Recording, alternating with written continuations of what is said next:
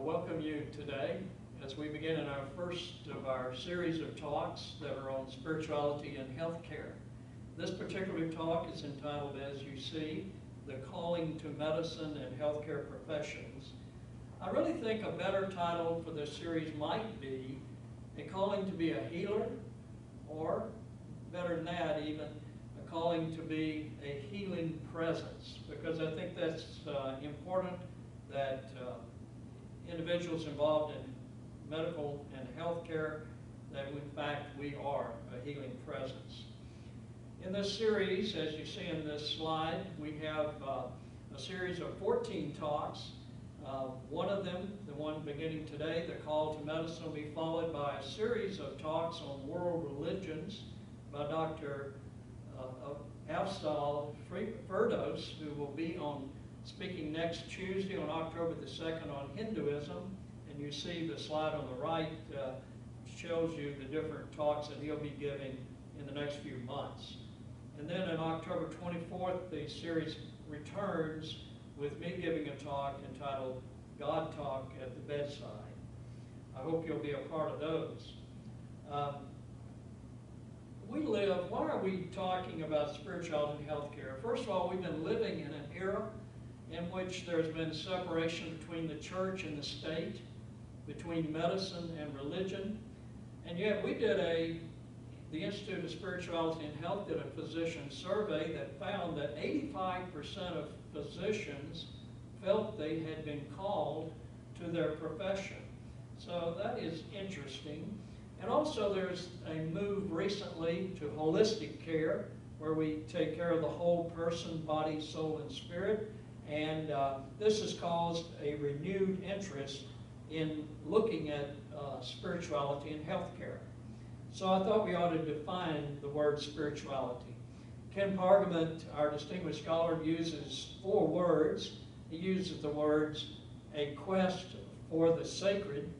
I kind of like a larger definition, which is that spirituality is the human capacity to find meaning and purpose in transcendence and in mystery. That's both within myself and yourself, and also beyond ourselves. It's horizontally with others, and it's vertically with divine connection to God. And sort of like a fingerprint, spirituality has been said to be as varied as the entire population. There are many expressions of it. For instance, horizontally, there are those that are very much connected to nature, sunrises, sunsets, just being in the forest. They're around of flowing water. And then also there's art, music, dance, literature, and certainly there are moments within family and friends in which we feel deeply spiritual, for instance, the birth of a baby. But it can be even silence. Just being alone by yourself can be a great spiritual moment. And vertically, it could be with God or Allah, a higher power. It could be gods and goddesses of the Hindu tradition and others. And it could also be, for some, a connection with Satan. I call that a more downward connection of use of spirituality. So what is religion? Religion to me is a set of rituals, practices, sacred writings, art, a story. It's architecture, might be temples, mosque, or church, and also a mechanism for ordaining clergy that results in a collective process that gives identity, a unique identity for a people. And it serves both as a container for an individual's personality, his spirituality, but also it's a way to express our spirituality corporately with other people. So we do it together because we have a set of rituals and practices that we will follow together. Now, what are we going to cover today? First of all, we've already covered the introductory comments. I'm going to begin with a brief history of healing and healthcare, and then follow that with a look at what is the call to medicine, what's it about, to call to healthcare. And then finally, we're going to look at the life of a healthcare professional. We're going to look at the key values and costs and benefits for being a part of the healthcare profession. There are many books that have been written. Most of them that I get my hands on easily are about becoming a doctor, but this could also, and you could read this even if you were interested in being a nurse or a healthcare professional of any type, whether it's a technician, a social worker, or perhaps even working in a hospital setting, maybe doing insurance. I have highlighted one of them by making it lower in the picture because I want to give you a quote from the one by this doctor, Matt Green, entitled Becoming a Doctor. And he says, doctors are the most trusted members of society. People tell their doctor the most intimate thoughts and worries in the hope that they will make them feel better. Doctors are called upon at the most difficult times in people's lives, in times of pain, anguish, and despair. And they offer hope and comfort during these times because of their knowledge, their ability to communicate, and experience. So it paints a very beautiful picture of what a doctor can become and why it's a noble calling. You might want to read one of these two books also. This is How Doctors Think, the book on the left by Jerome Groopman, and really is a good book showing you that doctors really have a different way of processing information, and it would be helpful to read that. And then this other book is kind of a tongue-in-cheek book where it says, kill as few patients as possible. And but it has a quote in there that I wanted to bring to your attention. He lists 56 rules that he says will make you a good doctor. And rule number 28 is praise nurses, and your patients will live forever or die happy, he says. And he says, working with a good nurse is one of the great joys of being a doctor. I cannot understand physicians who adopt a hostile relationship with nurses, because if they do that, they will lose much wisdom that they can learn from their nurses. This is a great book, Spiritual Caregiving. If you notice, it says Healthcare as a Ministry. Again, we're going to touch on themes in this book throughout the next few months as we have talks. Harold Koenig, who is the co-author of this book, is noted for having been a researcher for 35 years in this field of the connection between spirituality and healthcare. So that's one of his books, and so this is one of the latest ones, a very good one. The title, the contents of this book include such things as, well, he talks about the state of the current healthcare system, which is not altogether great, and he does talk about how we can provide spiritual care. And what is it like in chapter 6 there, giving spiritual care, the patient with chronic illness and pain, and then the next chapter deals with spiritual care for the dying patient. These are really important principles, and I encourage that reading of it. Okay, I said the first thing we wanted to do really was look at the history of healing and the connection with healing and religion. I would like to make the point that it's been this union between spirituality and healing, religion and healing, has been fundamental throughout the history of medicine, throughout all of human history, in fact. In fact, as early as 2500 BC, 25,000 BC, as early as that, shamans apparently were at work in tribes. So there are cave paintings in both France and South Africa that show them, in this particular painting, they're jingling and making dance. They're dancing and making noise. And if they do this often enough and long enough, they enter a trance state, as you know. And many of them, they go to another place and they find knowledge and information and come back to help the person that has asked them to go over to the other side. It's a very interesting story, but that's still going on throughout the world. It's not that it doesn't exist today. medicine men are in tribes throughout the world. And then there are mother's remedies, all of history. Herbs, salves, incantations, all kinds of things that are recommended. There are sacrifices, there are rituals that have been done to bring about healing. Everything from voodoo to magic, spells, fortune tellers, seances. What this tells us is how important healing is to people.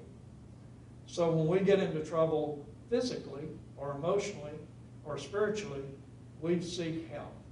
And it could well be said the oldest profession is not prostitution. The oldest profession is healing, caregiving. So why I wanted to establish this foundation is because those of us today are in part of a great tradition. Hinduism is, of course, one of the most ancient of religions.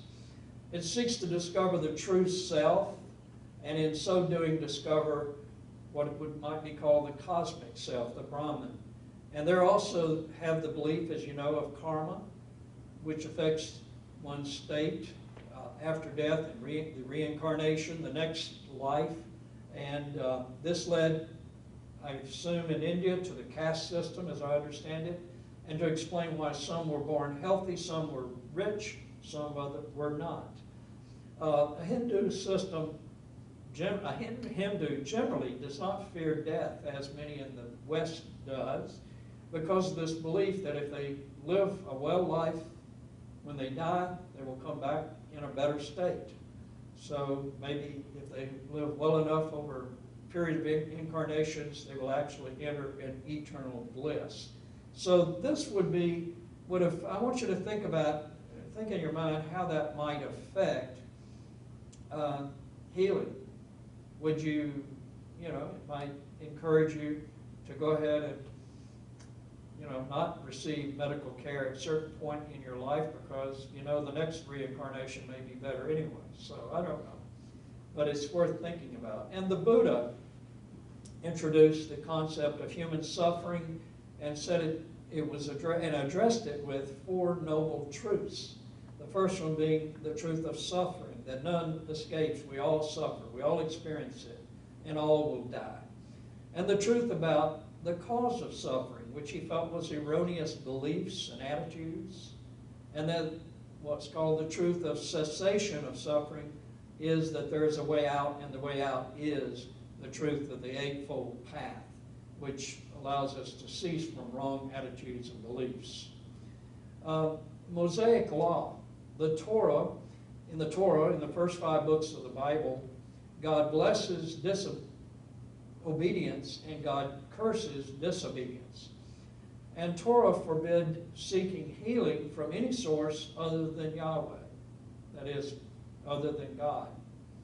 And the reason is all of life came from God. We should go to God to receive our forgiveness if we have been disobedient and be healed. Because the most fundamentally important thing is the relationship with God, not your physical situation.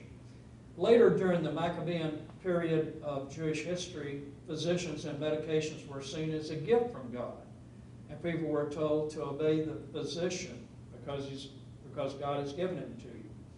And then rabbis taught that one's body was a gift from God at creation, and to take care of one's body and soul is to honor that gift that God gave us.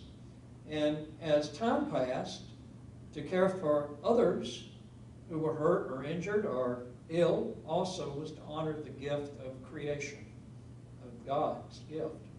And finally, I think this may have something to do with the reason that a high percentage of physicians are Jewish today. In fact, although in America there's less than 2% of the population are Jewish, 14% of the population of physician populations are Jewish, which really indicates a strong desire on the part. It's felt that this is one of the best ways that one could foster what God wants, to be a partner with God on earth, restoring creation. And the Greeks, who followed the Mosaic law, Plato said that's his picture up there, is Plato said it's impossible to heal the body without knowing something about the soul. Indeed, without knowing something about the nature of the whole. So it seems that Plato had an understanding far ahead of himself. We're just now coming to holistic medicine. He's talking about the importance of the nature of the whole.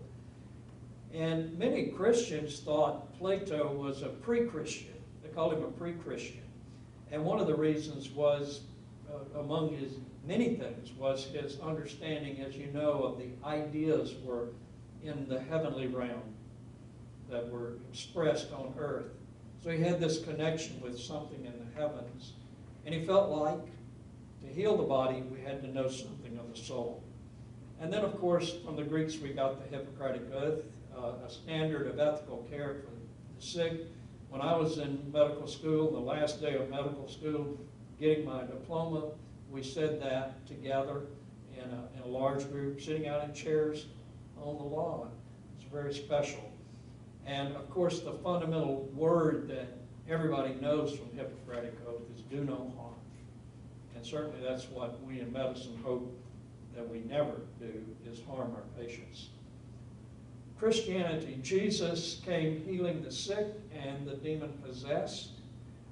In the picture there, it's depicting him healing the blind man. He presented the picture that to alleviate suffering was God's will. And he told his disciples, you saw me when I was sick and you visited me. He became known as the great physician. And one of his disciples, Luke, was a physician according to Scripture. And there are many healing ministries that occur around the world that are called the Order of St. Luke the Physician for that very reason. And the very first acts of charity done by early Christians was to care for the sick. Following in the footsteps of Jesus, that would be logical that they would do it, and they did. In fact, the Benedictine monasteries became the first hospices. In fact, that word has been in use all the way back to St. Benedict's day, when he said to his novitiates and people that were in his care as an abbot, he said, care for the dying, they were to care for the dying as if caring for Christ himself. And so it was a powerful thing. And this went from there throughout the Christian church for the organization of hospitals all over around the globe now, where healing and religion were united from the very beginning. Over the entrance of every hospital in England, certainly way up until the recent time, if there was some recent hospital built, I'm sure it's not there, but over the head of every hospital, over the entrance to every hospital was, inasmuch as you've done it to one of the least of these, my brethren, you have done it to me. So the connection between caring for the sick, bringing about healing, and religion was fundamental. Islam. Spirituality is submission to and union with God. And the first pillar of Islam is there is no God but God. I love the Sufis, which are part of the Sunni division of Islam. And their desire is to complete annihilation of the self and to be resurrected while still alive in this life, and to see God wherever one turns. And turning is what the whirling dervishes do so well. And they feel that in this process of turning, they come into an experience of God that's unique for them. So to realize the ultimate meaning of there is no God but God is to realize for the Muslim that God is the only reality in the absolute sense. In other words, God is everywhere. Interestingly, the Muslims have never had a problem with modern medicine, the findings of modern science. So there's never been a conflict with medicine and Islam as there was for Christianity, and there certainly was that. And the reason was, in the 17th century, René Descartes, who was a Christian, called for separation of the body and mind, and created a concept of dualism, which eventually led to separation of science and medicine, religion and spirituality. They were separated in concept. And ultimately, I think unwisely, the church participated and probably had a large part of the creation of this dualism by fighting all of the advances of modern medicine, even up till today. Monks and nuns and clergy were forbidden to study medicine early on. They opposed Harvey's theory of circulation of the blood. Why? I don't know, but they did. Why would they oppose anesthesia? The only concept I can think of, they didn't have a toothache at the time. Maybe the minute the Pope had a toothache, they might have changed their minds. But early on, and it might have to do with suffering. Part of the theology of the church, Christian church at that time was, as you suffer, you're participating in the suffering of Christ on the cross. So maybe the idea was, you ought to suffer. You know, you shouldn't take away suffering. But this is sort of the thinking that was going on that created a part of this dualism, the separation, one church standing against modern science. And certainly medicine's faith in the scientific method drove theology and medical science into two separate camps. And for many people in religious circles, they would say that the physician, his faith is totally, I think it's a misunderstanding, but they would say his faith is too strong in science. They call it a scientism itself, put an ism after it. And today there's a noticeable return to this union between medicine and spirituality or religion that we originally had. There's a growing realization, while science can measure the physical universe, and in medicine can come to understand the mechanisms of disease and can also bring about many cures. Nevertheless, science cannot answer the big questions that you and I have in our life, like, where am I? Why am I here? Like, am I just a lump of clay? Do I have a soul? And what happens when I die?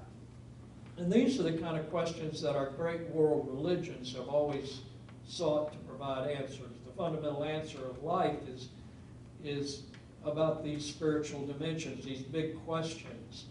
And certainly when a person becomes sick or ill, and if they come to the end of life, these questions come even more to the surface and are even more important. A man who has a heart attack or a woman who has a heart attack or has cancer diagnosis, these big questions come to mind. And science doesn't have the answers that religion can hopefully give to them, give comfort. Studies reveal today the majority of physicians, though, do believe in God. They engage in personal spiritual practices such as daily prayer. They read sacred writings. In our survey, they said they read sacred writings once a month. They engaged in prayer 70% of the time, and say in the last month. They attend religious services in the neighborhood of like 40% of them had attended regularly in the last month. So it's about the same as our culture, really. So I think that's important for us to realize, and realize physicians themselves are not totally separated from religion. It's a part of their life too. And those same studies reveal that a high percentage of physicians feel called to the practice of medicine or health care. So I want us to look at the calling now. This is the third thing we're going to do today. The calling includes those who, in my mind, become a physician, a physician's assistant, a nurse practitioner, a nurse, a technician, receptionist, anybody that is involved in the care of and involved in bringing about a healing in the life of someone. So what does it mean to be called to a profession? I have somebody calling up there. That's your mother calling. Okay. To call really means to summon somebody, to call them to you. So to say you're called is really to understand that you've been summoned to a way of life And in the West, that summonsing is understood to be of divine origin. I say in the West, but it could be in the East too, certainly. But I think, so how do we experience it? Well, first of all, let me say this. Originally, this idea of being called was reserved for those who had a sacred calling to holy orders, being a deacon or a priest in the Catholic Church.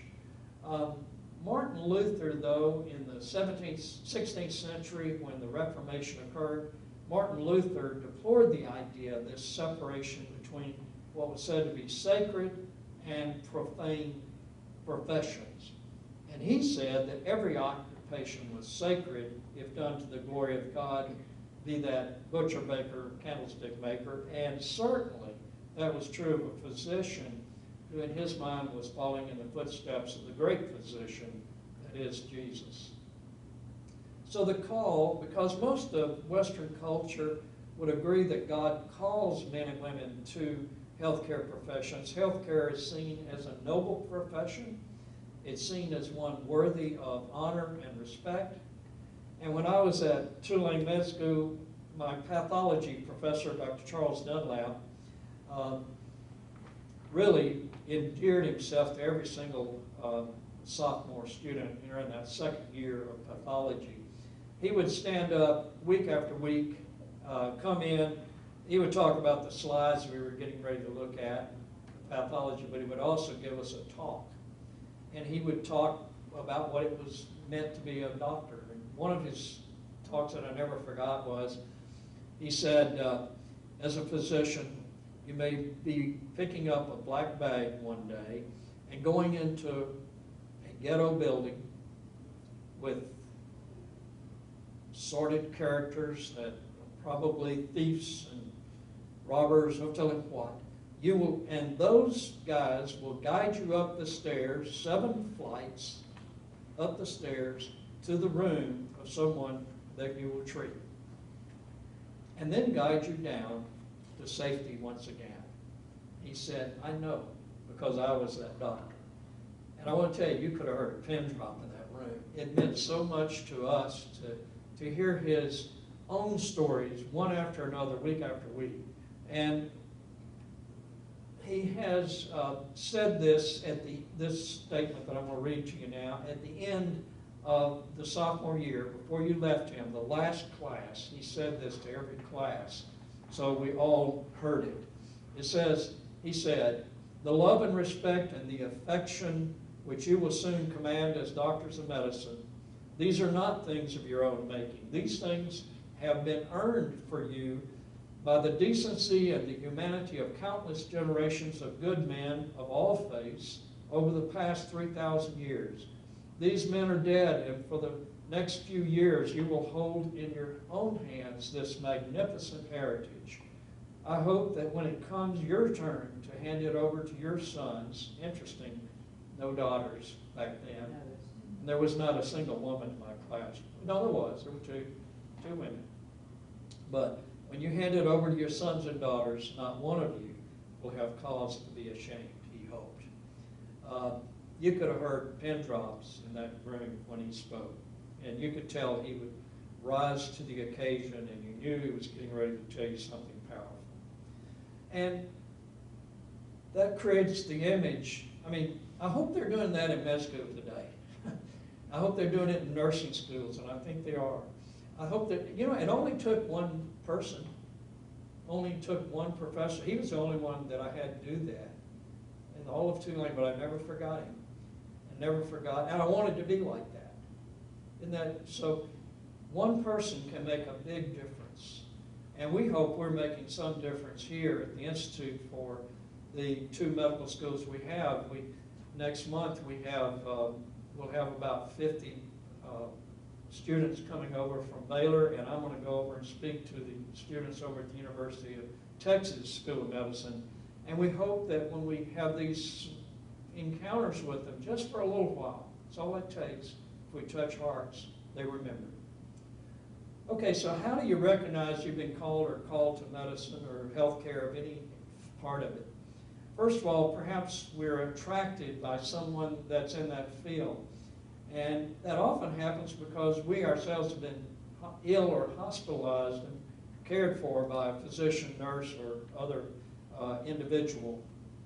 And I want to tell you very briefly about Chad Hammett. Chad Hammett was a little boy that was 4 years old and had his face blown off with a shotgun blast from his own brother.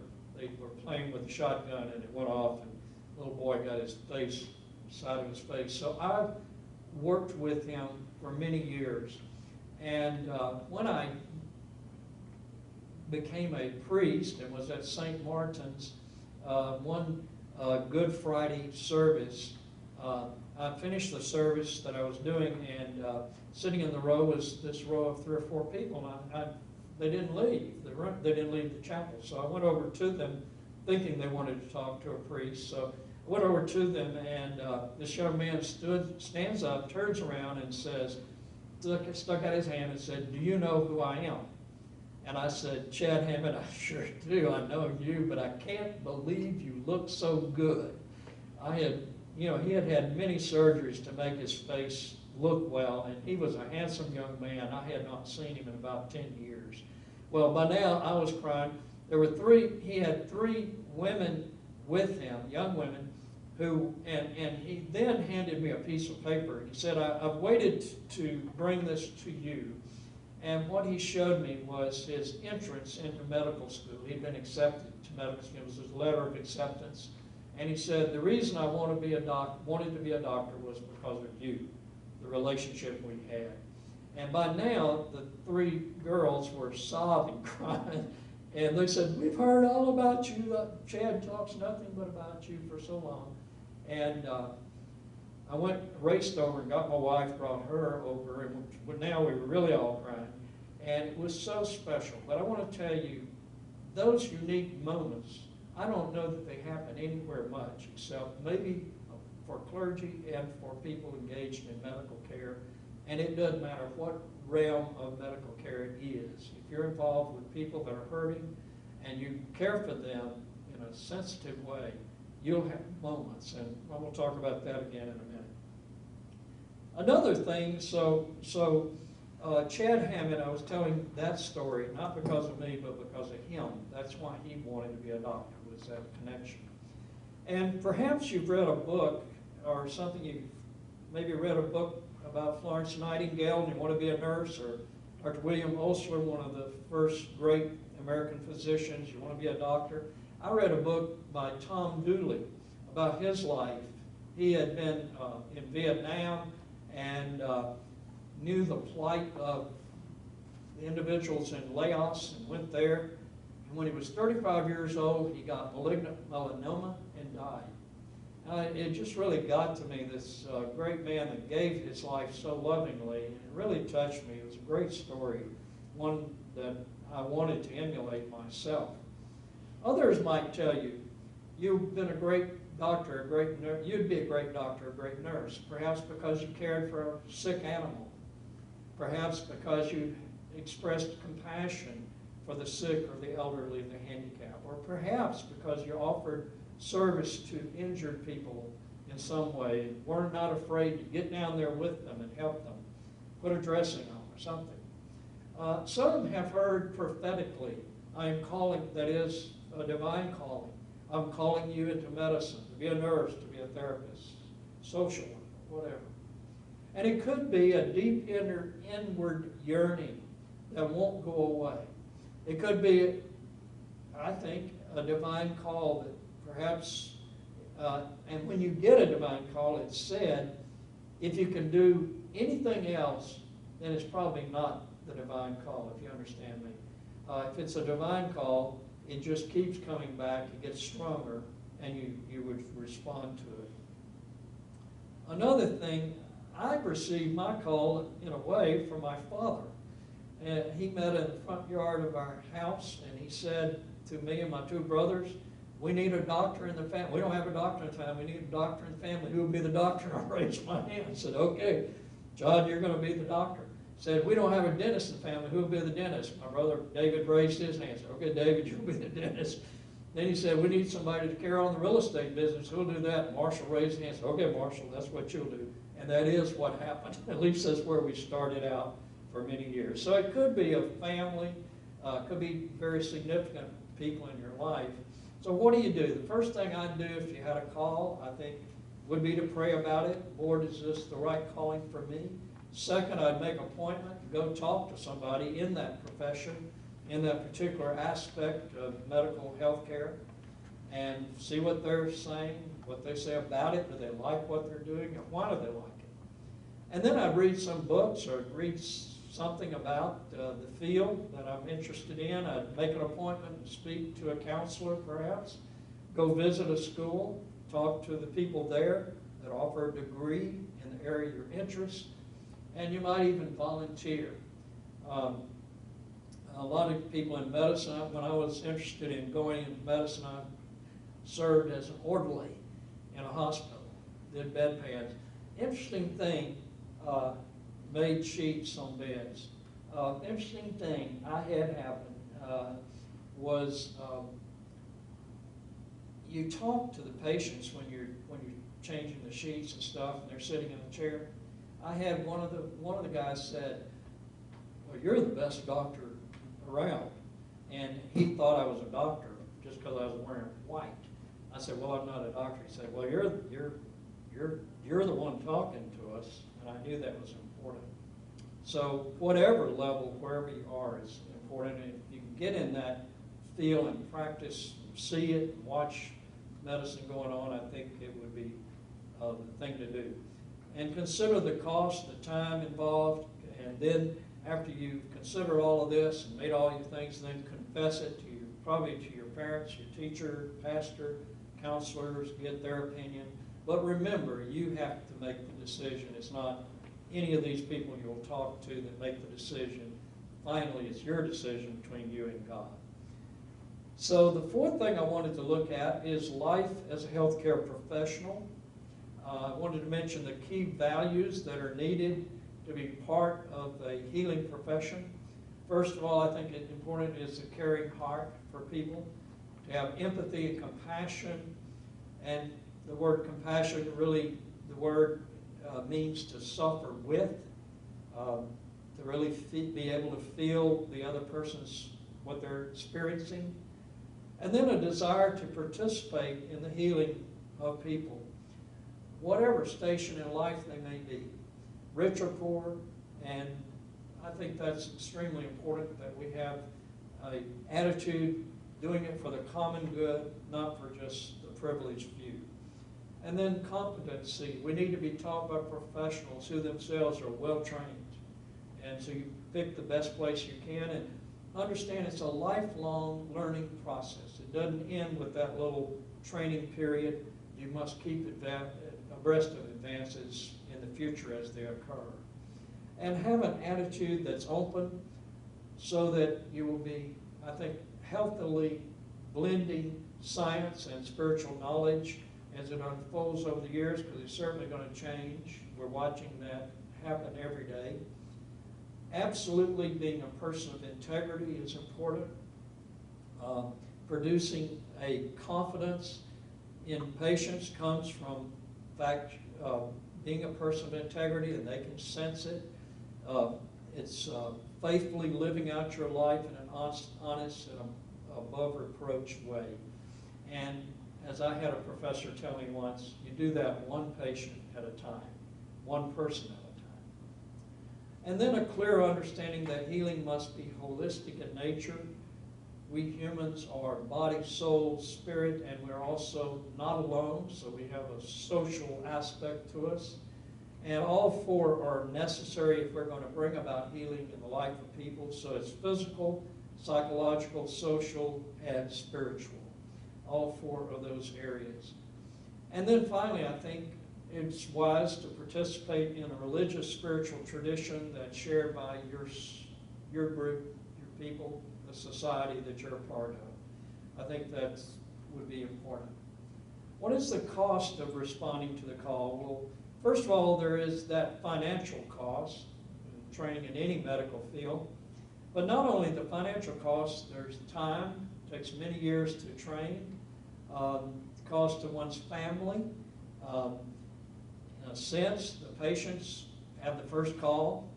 I've gotten up many times at Thanksgiving dinners and Christmas dinners and gone to the emergency room, and family knew it and expected it, weren't troubled by it. I came back, but I did. And there's the cost to one's person, because in a real way you're married to a profession that, because it's so important and vital to the lives of people, you know, you're married to it and it's a part of you. And then you will experience pain that happens when you can't prevent death or suffering of people. You can't change it, and you wish you could. And it's particularly hurtful to me to see little children in, you know, Texas Children's Hospital and see them come by, or MD Anderson, and see them without hair and knowing some of them will die. And there's a real cost, a real pain, a real suffering that if you have compassion, you will suffer with your own patients. So that's a reality. There are great benefits. You will know that you're part of one of the most noble professions in all of human history, whatever level you're a part of it. As I say, from the custodian in an office all the way to the physician or any of the other individuals. I've mentioned nurses, practitioners. You'll be respected, and the first impression others will make, and still do, is you're intelligent, even if you don't feel it. I'll tell you, they feel you're caring, even when sometimes you're burned out and can't. They feel you possess all the virtues I've talked about, and they have a great respect for you, particularly for their doctor. They may have a global feeling that medicine is more about money and more about something, but they don't feel that about their doctor. And they feel that they're good people, that's why they're going to them. And you'll be a part of a community of healthcare professionals, a team of colleagues and who become great friends, and you can call them. Of course, you do that with bringing in other wisdom on a difficult case, but also just to be in a room with colleagues that think like you do is important. It gives you a positive self-image about yourself, knowing you've embraced these kind of qualities that are among the highest in all of human tradition. And you'll have a sense of meaning and purpose in your life that few have. And finally, you will experience sacred moments with your patients that you're never going to forget. And I have certainly done that.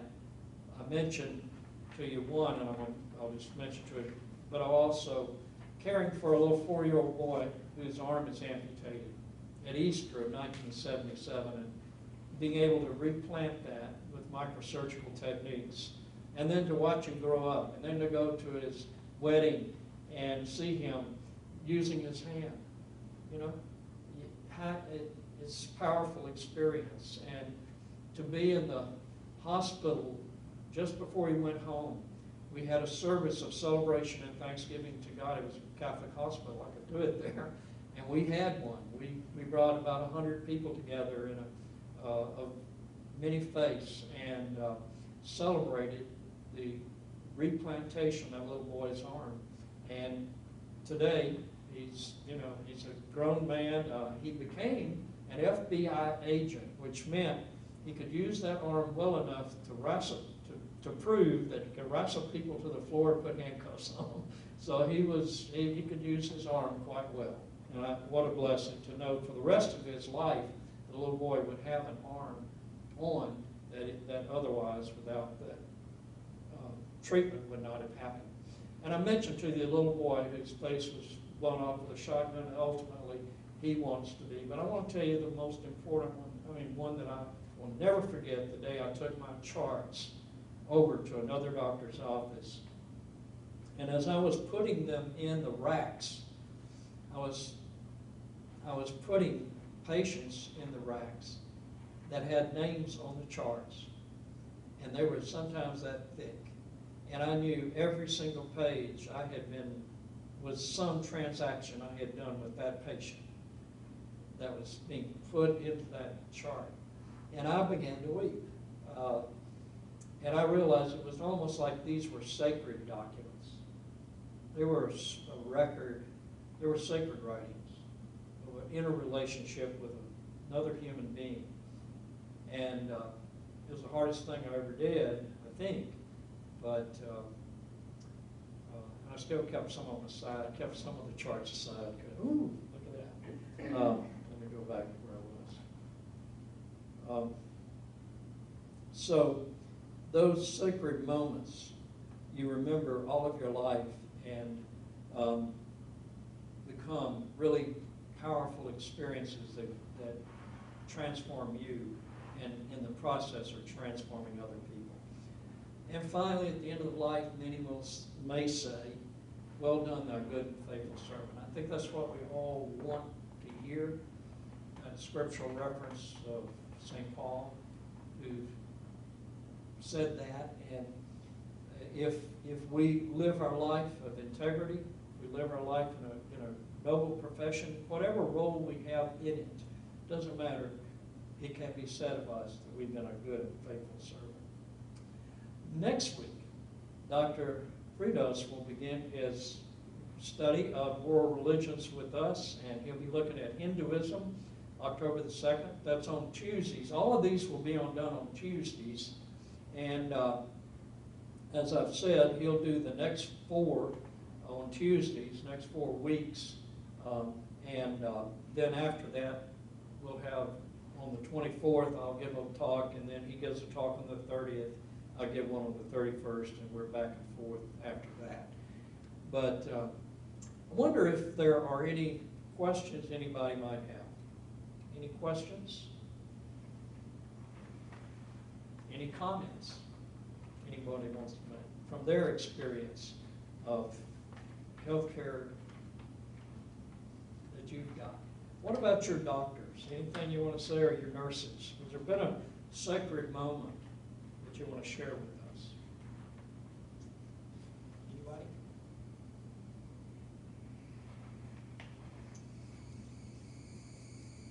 You have a sacred moment. Yes, Bruce, I'm going to let you use the microphone. Okay. I just had a basic question. Earlier on in your talk, you showed a chart of symbols of the different religions. Could you indicate to us what symbol applies to what religion? About half of them I know, but I'm just interested in knowing. Let's let Dr. Fritos do it. Okay. Or shall I wait till Tuesday? Dr. Fritos can do it. Very good. Yeah, I think that would be the best. Anyone have a sacred moment story, something that was really special in your life?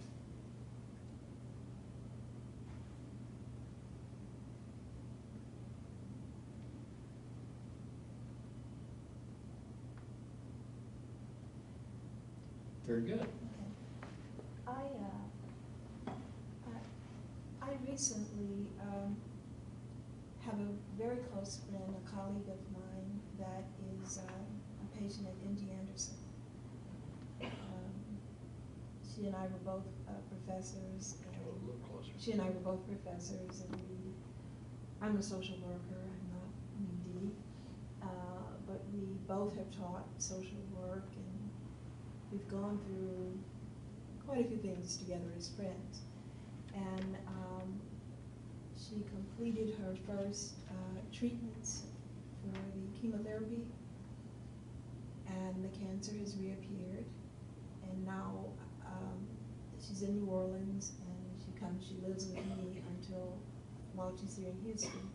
And since I've retired, we are both using all 4 of our eyes so we don't get lost and all of that. So after the first treatment was completed, which was her last treatment, we were very positive. But before she left, she was having some symptoms, and we ended up going to the emergency room. And she has to come back to MD Anderson, and she's taken a second bout of her treatment. But this time, it was different. And I guess in a way this is why I'm here, because one of the nurses provided her with a testimony. And it was such a powerful testimony of her faith, the nurse, and how it had, through her life, made a difference. And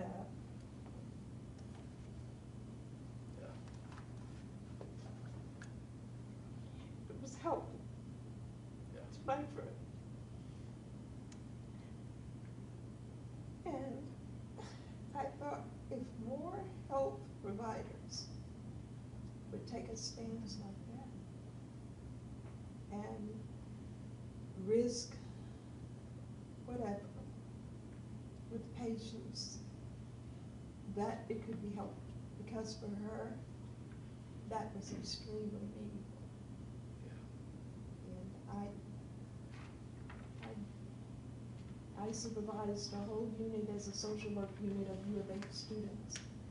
And I have never seen that kind of, reaction from a health provider with a patient. That is neat. I want to tell one little story in closing. We had a friend come from Shreveport, Louisiana to have shoulder surgery. She's a committed, strong Christian, strong person in her faith. And but she was anxious about it because this was the second operation on her shoulder. She'd had one in Shreveport, and then she came here for another one, and she wasn't sure that it was going to be helpful. She was very anxious also because we're going to have to put an IV in her arm, and she felt like it was hard to find veins. So she was anxious about that, and told her husband that. About this moment, the curtains opened in the holding room, and a nurse comes in and says, well, I'm here to start an IV. And she said, before I do, could we pray? And our friend said, oh yes, please. And she said, our friend says, she prayed the most, I've heard this many times. I don't remember what she prayed, but she prayed the most beautiful prayer. That's what people say when they're in these holy moments. It just really is special. And she said the minute she finished praying, I had no more worries. And I was feeling great and the surgery did well. But the point is that nurse really, really was sensitive and able to express a prayer in a beautiful way that comforted my friend, and I really appreciate it too. Would that it happened more often in our hospital settings. Yeah. Okay, I appreciate all of you being here, and next week we'll look at world religions. Dr. Ferdos. Thank you.